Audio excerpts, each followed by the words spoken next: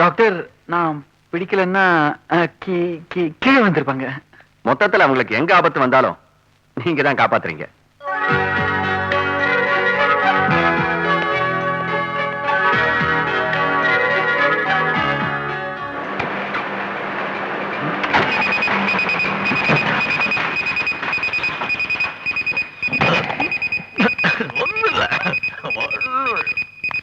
என்னாச்சு தெரியலையே.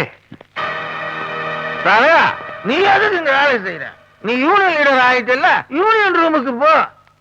பேப்பர் படிச்சுட்டு அப்படியே போய் காலையில தண்ணி போட்டிருக்கியா? நான் தண்ணி போடல, தண்ணி தான் என்ன போட்டுருக்குது. நிறுத்தா.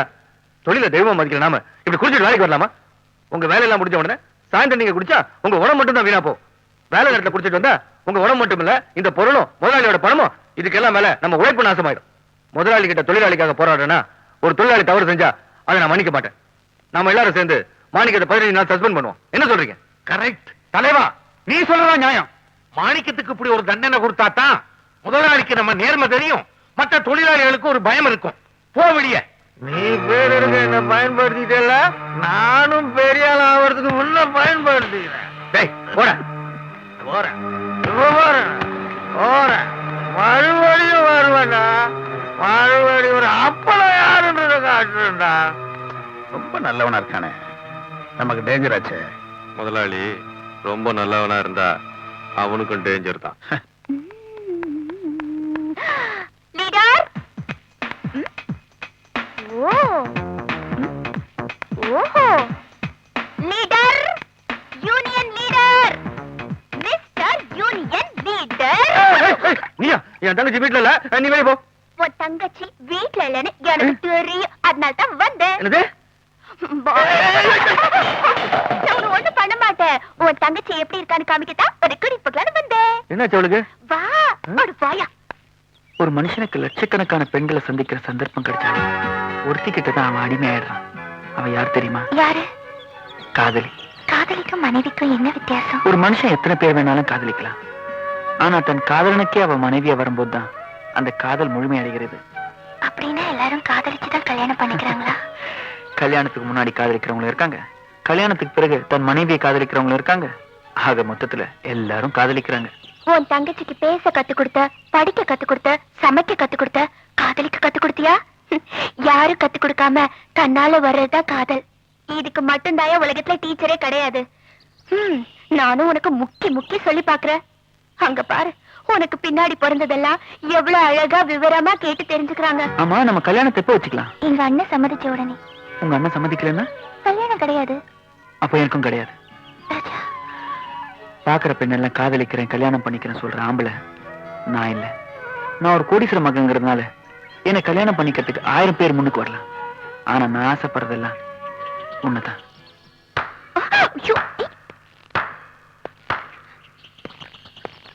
அண்ணே,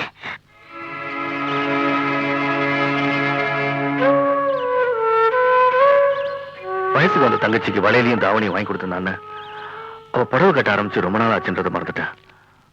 அதனாலதான் கட்டிக்க போறோம் நீயே தேடிக்கிட்ட. சார் வேண்டாம், நீங்க பேசுறதை கேட்டு உங்களை பத்தி தெரிஞ்சுக்கிட்ட. இந்த 7 வீட்டுல பொண்ணு எடுக்க உங்க வீட்டு பெரியவங்க சம்மதிச்சா என் தங்கச்சி ரொம்ப புண்ணியம் பண்ணுவ. நீ ஒரு பொருளுக்கு ஆசைப்பட்டா என்ன தலையை வச்சு அதை வாங்கி கொடுத்துருவான். நீ புருஷனுக்கு ஆசைப்படுறிய, எப்படி வாங்கி கொடுக்க போறேன்னு தெரியல. உங்க தங்கச்சி மேல நீங்க எப்படி பாசம் வச்சிருக்கீங்களோ அதே மாதிரி எங்க அப்பா என் மேல அன்பு வச்சிருக்காரு. நிச்சயமா என் ஆசை நிறைவேற்றுவார். உங்க அப்பா யாரு? Arunagiri cotton mills owner mister Loganathan.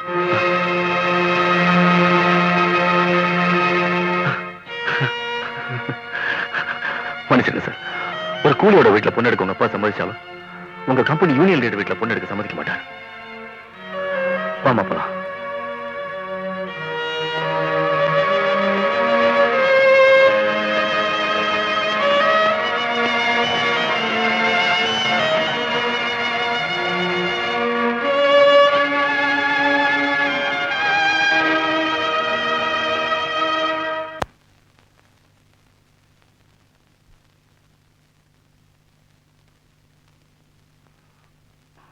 துளசி, என்ன மன்னிச்சிருமா.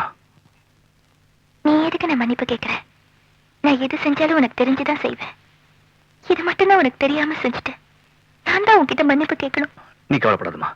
இதே மாதிரி ஒரு மாப்பிளைய நான் உனக்கு தேடி கட்டி வைக்கிறேன். அவன் எவ்வளவு பெரிய ஆளா இருந்தாலும் சரி, யாரோட மகனா இருந்தாலும் சரி, உன்னோட அழகுக்கும் அறிவுக்கும் தகுந்த மாதிரி ஒரு அருமையான மாப்பிளைய தேடி கண்டுபிடிச்சு கட்டி வைக்க வேண்டியது இந்த அண்ணனோட பொறுப்பு. என்னை கட்டிக்க போறவர்கிட்ட என்னை பத்தி என்னன்னு சொல்லுவ? என் தங்கச்சி படிச்சவ, எல்லா விஷயமும் தெரிஞ்சவ, ரொம்ப அதிர்ஷ்டம் உள்ளவ, யாருக்கிட்டையும் மரியாதையா பழகக்கூடியவ, ஆடம்பர உலகத்துல அடக்கமா வாழ தெரிஞ்சவ, எதுக்கும் ஆசைப்பட மாட்டா, யாரையும் ஏமாத்த மாட்டா, பொய் சொல்ல மாட்டா. மாப்பிள்ளை கிட்ட இதெல்லாம் சொல்ல போறியே, என் தங்கச்சி இதுக்கு முன்னாடி இன்னொருத்தரை காதலிச்சிருக்கான்னு சொல்லுவியா? துளசி, யாரையும் ஏமாத்த மாட்டா, பொய் சொல்ல மாட்டான்னு நீ தானே சொன்ன. அப்படி பொய் சொல்லி ஏமாத்தி ஒருத்தரை கல்யாணம் பண்ணிக்கணும்னு இந்த அண்ணன் சொன்னா அதையும் நான் செய்யறேன். நான் தெரிஞ்சோ தெரியாமலோ செஞ்ச ஒரே தப்பு உன் முதலாளி பிள்ளையை காதலிச்சதுதான். அது உனக்கு பிடிக்கலன்னு தெரிஞ்ச உடனே விட்டுட்டேன். ஆனா மறக்கல. அதுக்காக அவரை தான் எனக்கு கட்டி வைக்கணும்னு நான் வற்புறுத்தல. என் அண்ணனுக்கு பிடிக்காத மாப்பிள்ளைக்கு மனைவியா இருக்கிறத விட இந்த அண்ணன் கூட வாழ்நாள் பூரா தங்கச்சியா இருக்கிறத நான் பெருமையா நினைக்கிறேன். இல்லம்மா, ஒரு பொண்ணு தாய்க்கு மகளாவும் அண்ணனுக்கு தங்கச்சியா இருக்கிறதுல பெருமை இல்ல. ஒரு ஆணுக்கு மனைவியாகி குழந்தையும் பெற்று தாய்மை அடையறதுதான் முழுமையான வாழ்க்கை. என் சுயநலத்துக்காக உன் கல்யாணத்தை தடுத்து நிறுத்த நான் விரும்பல. என் உயிரே போனாலும் என் முதலாளி மகன் தான் உன் புருஷன். அண்ணே, அந்த பொண்ணை காப்பாத்தி அவள் மறுவாழ்வு கொடுத்த நீ அவளே கல்யாணம் பண்ணிக்கிறேன்னு சொல்லும் போது நான் ஏன் தடையா இருக்கிறேன்? அவங்க அண்ணன் ஒரு சாதாரண கூலியா இருந்தாலும் அவன் தங்கச்சி நல்லா படிக்க வச்சிருந்தான்.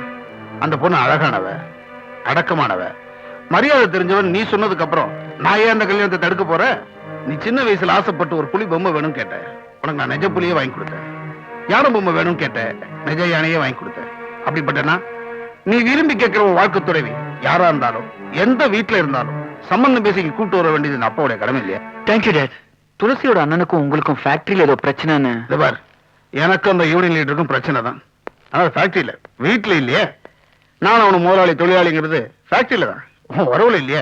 இப்ப சம்பந்தம் பேச நாம அங்க போறோமா இல்ல அவங்க இங்க வராங்களா கேட்டு சொல்லுப்பா. வேண்டாம் முதலாளி, வேண்டாம்.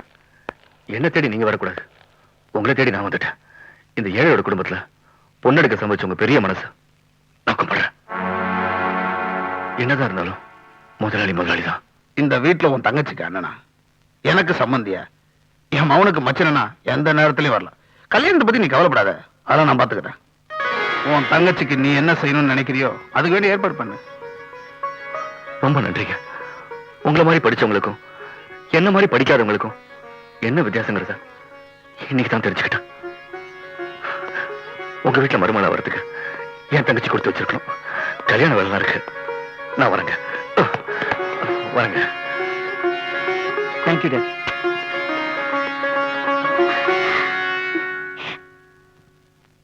அடுத்தது நம்ம கல்யாணம்.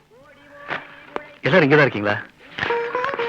என் தங்கச்சி கல்யாணம். கருணா, உன் நல்ல மனசுக்காகத்தான் பெரிய இடத்துல உன் தங்கச்சி சம்பந்தம் கிடைச்சிருக்கு. கண்டிப்பா கண்டிப்பா வந்துடுறேன். என் தங்கச்சி கல்யாணம். கல்யாணம் முடியுங்க. இந்தாங்க. கண்டிப்பா வந்துடுறேன். அவசியம் வந்துடுறேங்க. மாப்பிள்ளை யார் தெரியுமில்ல? முதலாளி மகன். இந்தா, தங்கச்சி கல்யாணம்.